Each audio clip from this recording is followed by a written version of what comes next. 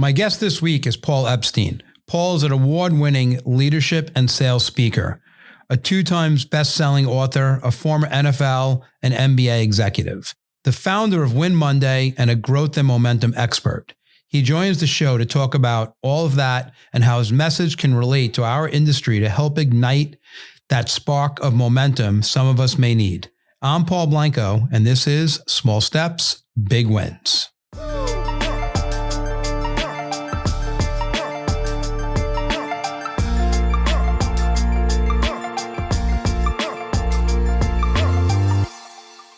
Paul Epstein, welcome to Small Steps, Big Wins. I'm so happy to have you on the show. You delivered such an amazing message to our top advisors in Newport this year. And I'm like, I got to get this guy on. This whole Win Monday concept that you have and just what you've done in your career is really exciting. So welcome to the show. Thank you so much, Paul. Fired up to be here. Yeah. So I want to dig right in here and we'll go backwards afterwards. But where did this Win Monday come from? What is the genesis of it? And, what made you want to come out public with that and really start driving that message? So the really cool thing is when you think about why the mission of your show, the mission of this conversation, small steps, big wins. That's Win Monday. Literally, winning Monday is one of the smallest steps that you can take, and the compounding and stacking effect of, think about this, whether in business or life, this is a holistic statement. If you were to win every single Monday going forward, just taking one step, one micro action, you would have momentum to win the rest of that week. And now you have momentum to win the month. And then eventually you have momentum to make it your most winning year yet. All because of that single decision and commitment at the very beginning to Win Monday. So without calling it Win Monday, I realized that the secret to my success, not just personally, but the transformations that we had in a 15-year journey, NFL, NBA executive on the business side, which I know we're going to dive into. But if people ask you, even for you, Paul, what's been the key to your success? And early to mid-career, sometimes you're struggling to figure out the answer. Sometimes you're winning. Sometimes you're succeeding. You're achieving. You're crushing goals, but you can't quite explain how, because either A, you haven't put a lot of intentional thought into it, or B, sometimes when I realize that we rely so much on our innate gifts and talents and we build up a skill set and we try to level up because we're high performers, high achievers, there's some alpha gene in us. And I never could synthesize what was the key to my success, my team's success, my culture's success, my organization's success. And when I really started to think about the starting point of any growth move or the starting point of any transformation comes back to Winning Monday. I always believed, and this is after, look, I'm a firm believer that we solve the problems that we once had. I, like a lot of people, have wasted a lot of Mondays in my life. And I was called out on it early in my career when I was a much more young buck, immature sales guy that was putting up numbers. But if you would have looked at my calls on a Monday versus a Wednesday versus a Friday, I probably was wasting some Mondays. Okay. And when I got called out on that, here's a true story that really shook me. And I was in my mid-20s at the time. I was selling some of the world's top sports hospitality. So if you were to go to the major golf events and you see the fancy white tents and the high level client entertainment, or you're going to the VIP Super Bowl parties, or you're going to the World Cup or the Olympics, I was selling that 5-star hospitality. And so the CEO came in from the UK one day. I was based out of the LA office. And when he was analyzing the KPIs and the metrics and the numbers, he basically told us with a lot of profanity laced words that we're wasting Mondays, because he was like, dude, I know exactly what's happening here. And here's what hit me, Paul. He said, if you were to waste every single Monday, let's say you get 2 weeks of vacation in a year. So you're going to work 50 Mondays over the course of a year.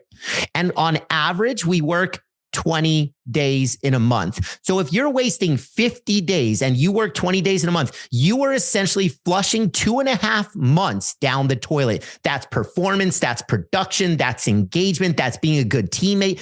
And he kept going. And for me, having a standard that started from my parents and then the way that I was raised as a young sports guy and a high performer, when you hear that you're throwing away 2.5 months, that's a knock to your character. That's a knock to your standards. That's a knock to who you are and what you stand for and how you want to show up. So in the follow-on of wasting a lot of Mondays, I started to win Mondays. And here's where I'll land the plane. When you heard me talk to your top advisors at the time we're recording this, it was less than a few months back. And then obviously awesome event, awesome energy, awesome crew, awesome group. But the fact that people can rally around a very simple battle cry, win Monday. I love it. Everybody wants the end state. Everybody wants the growth. Everybody wants the transformation. But if you don't name it, if you don't label it, if it's not sticky, dude, when I walk through an airport with my Win Monday shirt, I'm practically attacked. And on Mondays, people come up to me and they're like, that's awesome. And then the other 6 days, they look at me like I'm confused. Like, what's up? I can't win Wednesday. The point is they're talking about it. The point is that it's sticky. So I took this life and career success principle. And then when I found the words Win Monday resonating, that's when I doubled down on it. I love it. I love it. And yeah, well, there's a sense of branding and marketing in there too, right? But yep. Here's the question. So, I know you guys can't see this, but right behind Paul, his office looks amazing here. And he has his couple of his best-selling books there. And then he has Win Monday. And I keep seeing the word win, right? And I was an athlete my whole life. And I consider myself a corporate athlete today, which is, by the way, really hard because you get no off days like a regular athlete. For sure. So, and the difference is your body doesn't give out though. So that's good news. But here's my question. You say it, I love the rally cry. I love the round it, but is there something you have to do on Friday or Thursday to prep yourself to win Monday? Like if you unbundle it, I think when I see the word win, I think of my coach saying, we just won our game in high school on Saturday of football, and now prep starts on Sunday to win next. No doubt. So where does it start? Because I gave this little speech the other day of, we say happy Friday. And if you waste the half a day on Friday, we could go the same thing as what you do on Mondays, right? Yep. So is there something you can do to prep yourself to make sure you're prepared and ready for that Monday? 100%. So I'll give you two things. One, I'm going to give credit to my former boss at the NFL league office. He was running revenue, running sales, running business development for the entire league. Now he's the chief business officer for the LA 2028 Olympics. His name is Brian LaFamina. Love him dearly, like a father figure. So Brian was on the Win Monday podcast recently, and I literally asked him the same question, Paul. I said, the way I close out every podcast is leave us with one tactic, one action. How can our Win Monday nation win more Mondays? And he said, winning Monday doesn't start on Monday. It starts the night before. What are you doing on Sunday night to prepare? Or in your case, Paul, the way you set it up, what are you doing to close out the week on Friday? However it is, whenever you flip the page from the week that was to the week that's coming, there's a point that everybody has. And so I'll share my process because I fundamentally believe that if you're not starting the day prior or days prior, then you're not set up to win. And so what I do, this is my process. So the evening before, and look, I'm natural hardwired, like I'm sure a lot of our folks listening in the advisor community and a lot of entrepreneurs out there, we've got a lot of morning folks out there. I wouldn't call the world a lot of morning people. I bet you right now we're talking to a lot of morning people. So for me, I'm a 4 a.m. guy. Like I'm just dialed, I'm locked. Sometimes I don't even need the alarm. 4 a.m. is 4 a.m. is 4 a.m. And so I was always like that. And now with having young kids, it's even more urgency because as soon as you hear the natural noises of a 2-year-old or a 1-year-old, your day might be shot. Okay. So there's even more urgency, but I was always a 4 a.m. guy. And I thought that that's when the game plan started. But here's what I do now. The evening before, I say, what are 3 needle moving activities that are critical to my business? And I call them impact seeds because impact is my strongest core value. So I'm planting seeds of impact. I'm planting seeds to make a difference. I'm planting seeds to fulfill my purpose of leaving people and places better than I found them. So I ask myself, what are 3 impact seeds that I can plant before 7 a.m.? So from 4 to 7 a.m. is my winning window, and I plot it the night before. So if you think about this, Paul, when I'm executing at my maximum capacity and I'm fulfilling this commitment that I made to myself, this is just stepping into my standards. By the time that everybody else wakes up, by the time that I'm injecting technology into my day, because to me, email is other people's agendas. I want to focus on my agenda in the morning. What's important to me? What's going to move the needle for my business? And that's the spirit of playing offense. So that's what I do. I plot out 3 things that I need to execute on every morning. And the cool thing is, if everything were to go sideways in my day after 7 a.m., it doesn't even matter because I've already won. So when you can inject this sense of security to say, I have a proven process and system that I control, that I can execute on 100% of the time. I plotted it the night before. I executed in the first 2 to 3 hours of the day. I've already won before other people are even getting up. I love it. And as you're saying it, I'm sitting here and saying, there's probably a ton of people that do that on the phone differently, or the night before, or during the morning, the afternoon. But back to your Win Monday, I could see myself now, and I probably just changed my Mondays forever based on what you just said, because my intensity on Monday is going to be greater than it is on Tuesday, for the sense that I'm just going to try to win that, because I remember now your 50 days that are being wasted based on the boss that came in from the UK. Yeah. Said that to you. So that story will stay with me forever. So that's great. And we'll come back to this Monday thing in a minute, but give me a little bit of the journey that you went through to get where you are today. I know, you've been in a lot of sports. I know you even got married at Levi Field. I remember you saying that it was your wife's idea to do that, but walk me through the books. Give me some of the background on your career. Yeah. So the really cool thing is, look, if you zoom out far enough, it's an entry to executive level journey of a decade and a half. So 15 years in the NBA, in the NFL. And you think about just total kid in a candy store. Like, this was a dream come true. I didn't even know, Paul. So today, here we are. What is this? We're closing out 2024. Today, if you were in high school or college, sports business management is popular. It's common. People know about it. I can work for my favorite team.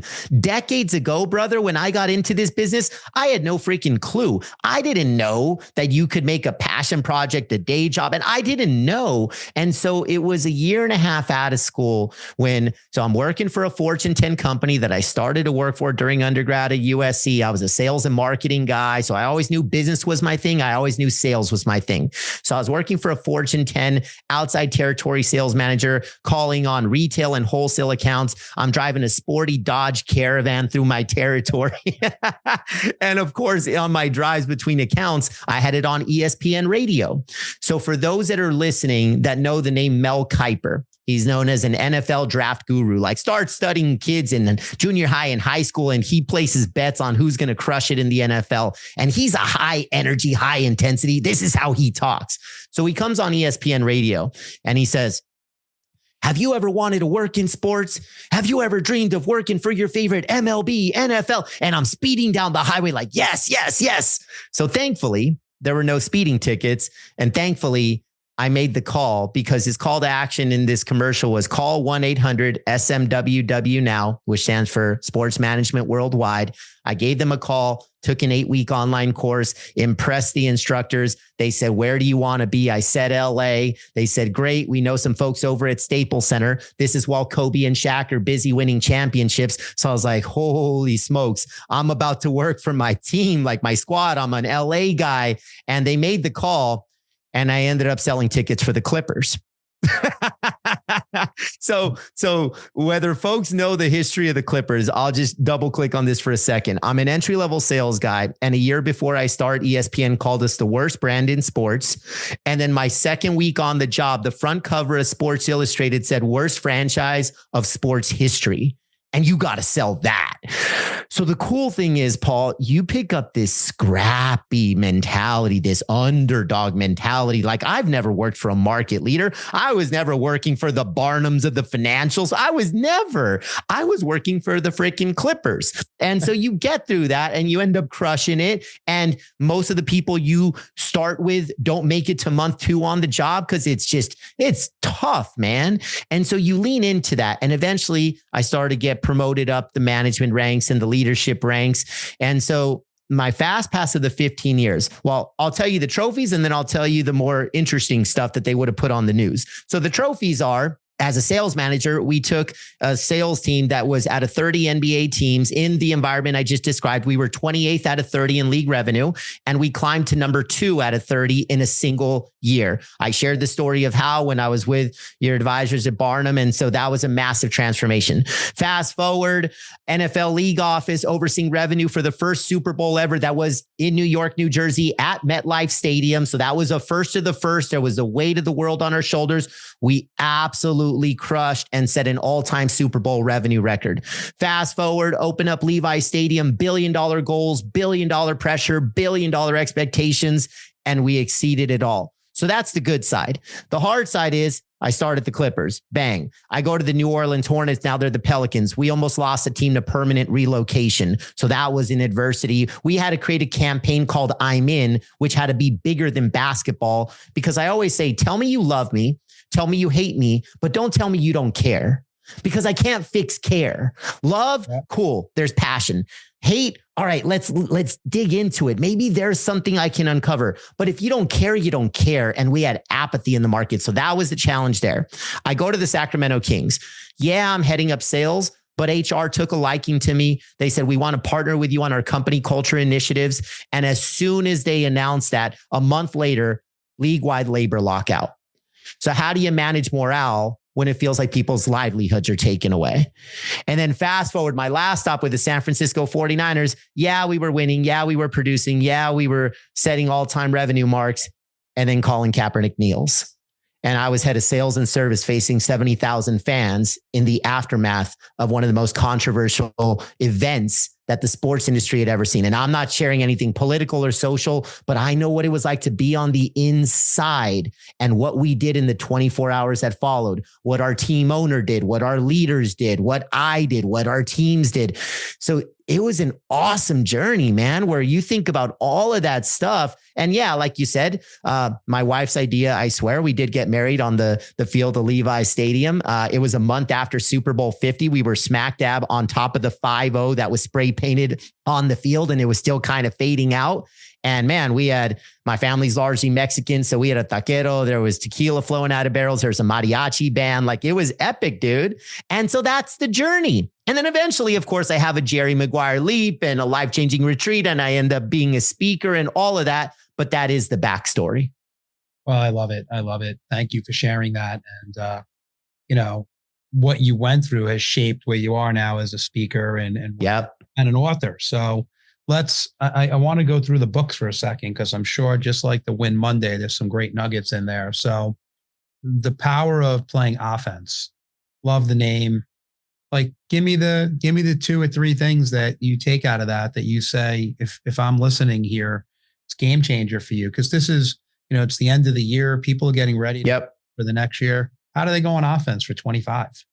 For sure. Well, for one, every book has to come from either a problem that you've solved or a pain that you've struggled through and you've healed, and now you feel like you have some solutions.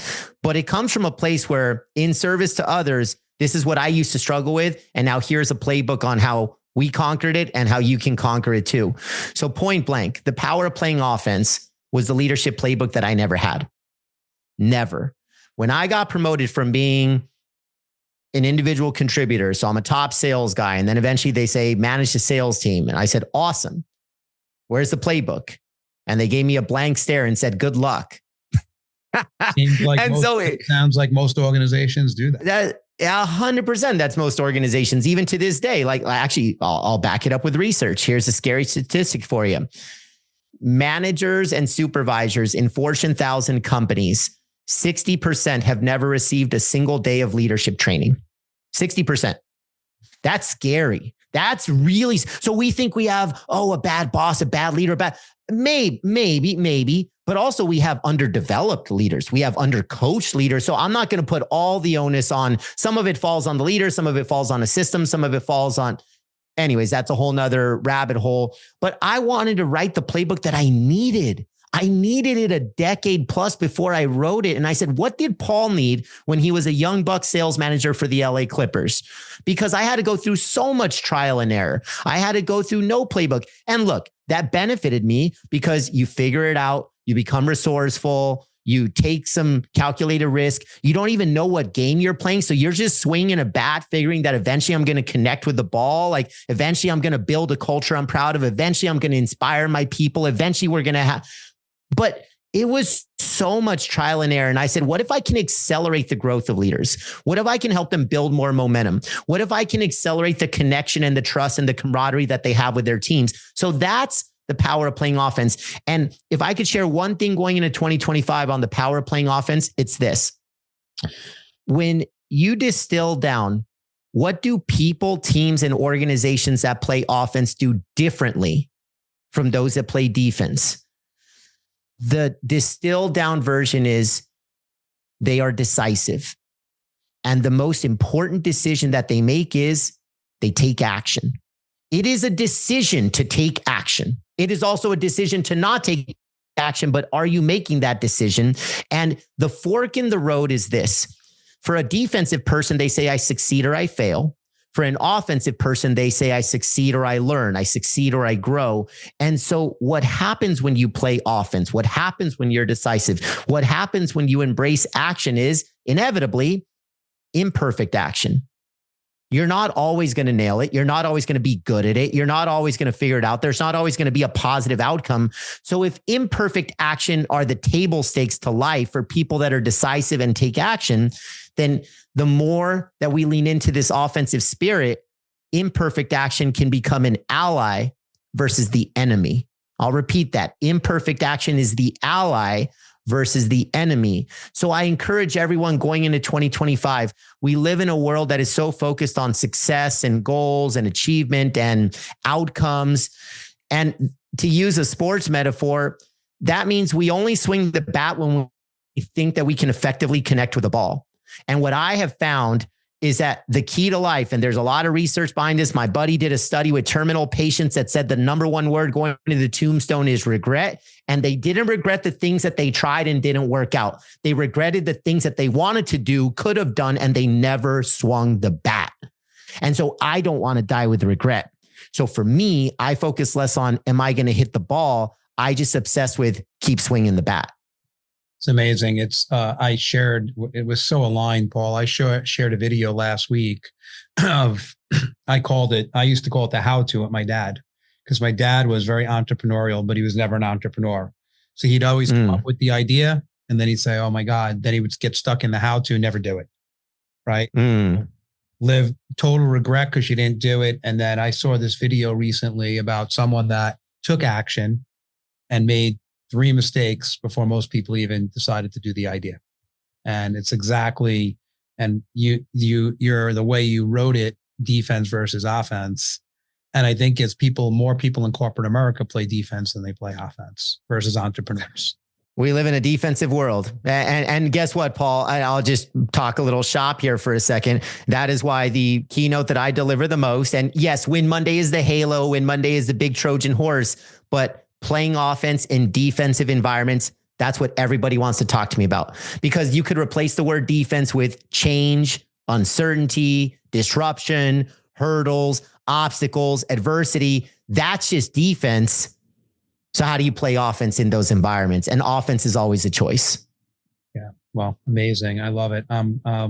You'll be getting an order from me to grab. So let's go to the next one. The better decisions faster. So seems like it's almost plays into offense. Like It's the 2.0. There's no simpler way for me to say it. Like, as you know this, Paul, here we are on a podcast, right? And if I was interviewing you about some of your words or thought leadership or leadership philosophies, you would eventually have some advanced thoughts because now you put it out in the wild and now you get some market feedback. And so the more that we analyze offense versus defense, and then we landed on decisiveness being the separator, well, let's not just make decisions, let's make them better and faster. So in the business world, of course, this resonates, but I just think this is a life philosophy. And so the really cool thing is the backstory, because I'm solving for two problems with this book: paralysis and indecision. So if you're listening and you've ever suffered from paralysis or indecision, then Better Decisions Faster will plug that hole and give you solutions. Because here's the reality. My vision and my mission was this: I want people to have unshakable confidence at their most critical forks in the road of business and life. So if you want more confidence at the most critical forks in the road of business and life, Better Decisions Faster. But when I was studying the world of decision-making, Paul, what scared me was it was so random. There was no consistent, repeatable process or system or playbook. There were some elements of lean on to the logic and lean into developing a strategy, or go with your gut and emotion and intuition, which, by the way, I have used all of those things, but there was no simple, repeatable process or system of how do you make effective decisions? How can you more consistently get the outcomes that you want? And what do we need to be factoring in? So what I did, I analyzed a lot of my own decisions separate from outcome. I just said, when have I swung the bat? And then, of course, the second layer is you do analyze the outcome because, of course, you want to lean more into the positives. But what did you learn from the negatives? And then I studied some pretty significant decisions from leaders that I work with, from my consulting practice, training, the podcast, folks in history that have made decisions, folks through my career that I've seen make decisions, what factored into that. And I landed the plane on this.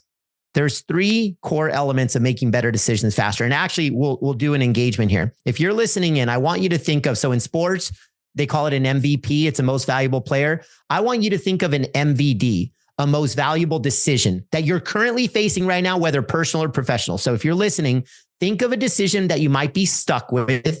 Maybe you're challenged by it. Maybe you don't know what you should do next. So think of that decision. And I'm going to invite you, now that you've got your MVD in mind, I'm going to invite you to check in with three things: head, heart, and hands. Head is going to be your mindset, the way you think about it. Heart is going to be authenticity, the way you feel about it, like the truth. The no BS zone is your heart. And then hands are action. The equation that I share in the book is called the head, heart, hands equation. It is this: head plus heart equals hands. I'll repeat that. Head plus heart equals hands. In other words, when deciding whether to use your hands for this MVD, whether to take action, I'm going to ask you to check in with two things: your head and your heart.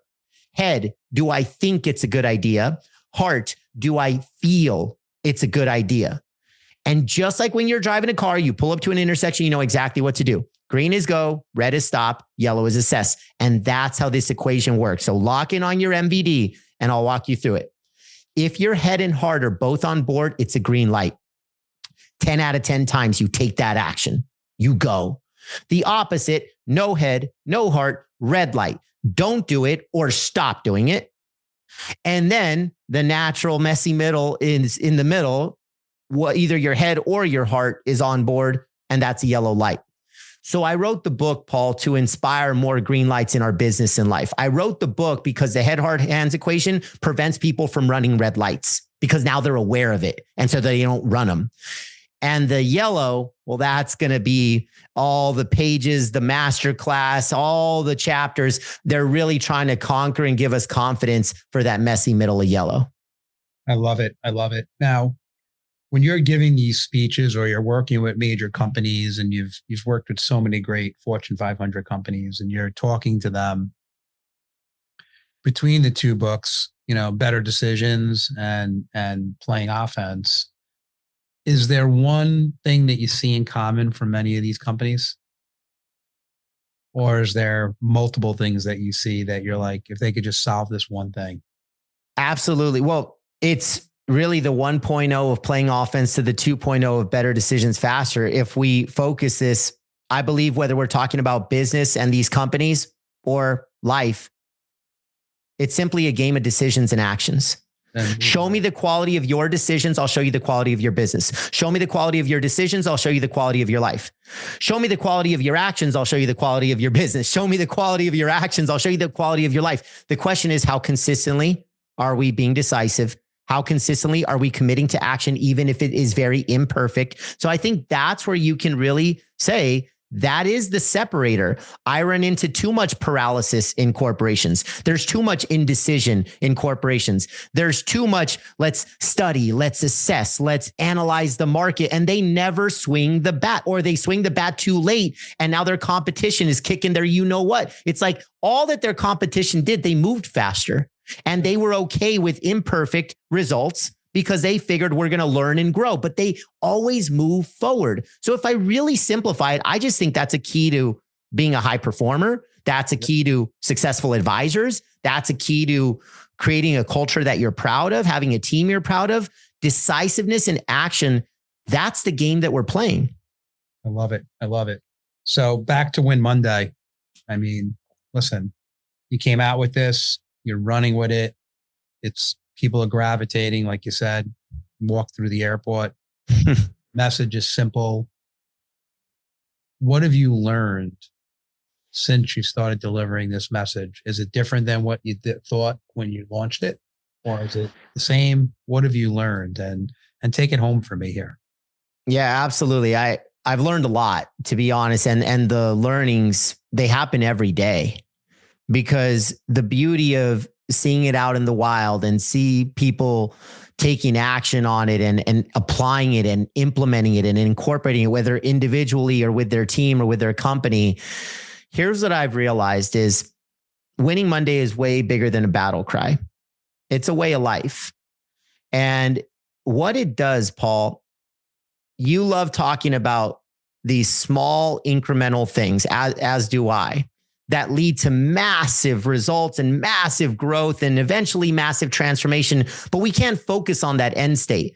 We focus on the whole one foot in front of the other. And sometimes that doesn't sound so sexy. Sometimes that sounds a little too vanilla. But what I love about Win Monday is it's not only about the micro actions, because I don't even say do 10 things on Monday.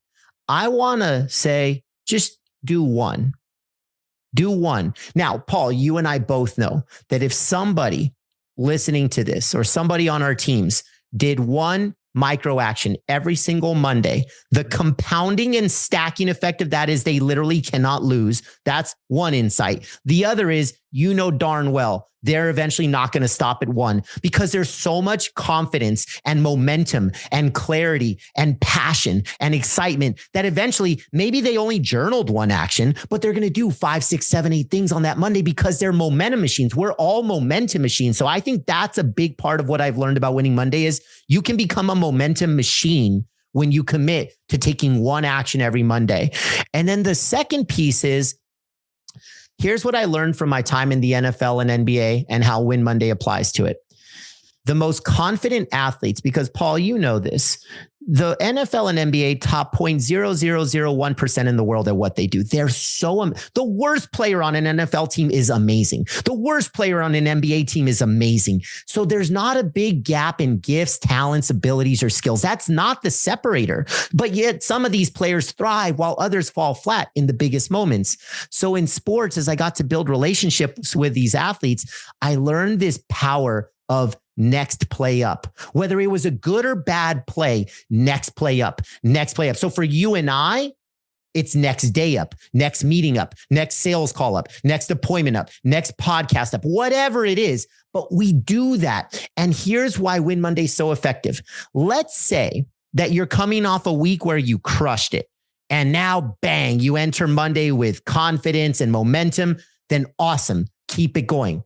But actually, what I think is even more cool about Win Monday is, let's say things didn't work out for you last week. You got thrown some curveballs, some unexpected things, lost your biggest client, had some personal stuff that happened. Okay, we acknowledge that. We embrace that. It happened. But in the spirit of next play up or next day up, I have learned that Win Monday is the best reset that we can have. It helps you reset to a next day up, next week up mentality. And that's a winner's mindset. Love it. Love it. Well, listen, Paul, when I think of small steps, big wins, and it's interesting, so many of your analogies and stories are stories I've used in different ways and shape and forms. And I love how you packaged it up, the concept that you've built. And when I think of small steps, big wins, well, first off, you lived that for 15 years in your corporate career. And now you're living it as a speaker and an author. And, you know, I'm so proud of what you've accomplished, and I know where you're going. Keep the passion, man. It's amazing what you're doing. And thank you for being on today. I really appreciate it. Oh, thank you from the heart, brother. This was awesome. Yes. And everybody, listen on Spotify, on Apple, give us a great rating here. Please share it with friends. And Paul Epstein, thanks again for being on the show today. Thank you for listening to Small Steps, Big Wins. Please rate, review, and subscribe on Apple Podcasts, Spotify, or wherever you listen to your podcasts. All opinions expressed by the program participants are solely their current opinions and do not reflect the opinions their respective parent companies or affiliates or the companies with which the program participants are affiliated. Investments or strategies mentioned in this program may not be suitable for you, and you should make your own independent decision regarding them. This material does not take into account your particular investment objectives, financial situation, or needs, and is not intended as recommendations appropriate for you. You should strongly consider seeking advice from your own investment advisor. Securities and investment advisory services offered through qualified registered representatives of MML Investor Services, LLC. Member SIPC, 6 Corporate Drive, Shelton, Connecticut, 06484, telephone number 203-513-6000.